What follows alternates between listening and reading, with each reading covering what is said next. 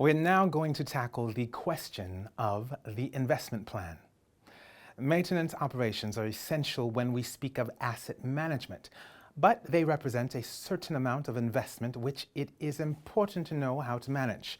Now, this is the role of the investment plan. Now, to begin with, we will explain in detail what an investment plan is. We'll then take a look at its advantages. In general, an investment plan is a document which regroups all of the data and information relating to asset management system investments.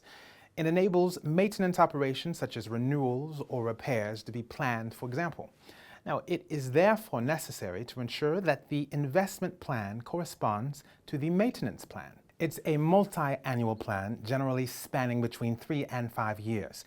Now, it must be updated on a yearly basis. So, in other words, when one year finishes, another year is added, and so forth. Now, one of the most adapted tools in order to draw up an investment plan is the spreadsheet. In effect, drafting an investment plan requires a certain number of calculations. It is therefore easier to automate them. So, let's look at the advantages of the investment plan. Well, firstly, it enables investments to be spread out as it covers several years. The objective is to be able to economically assume all of the costs triggered by the maintenance plan, whilst avoiding investment peaks which would be impossible to cover. Furthermore, it also enables investments in the long term to be kept in mind.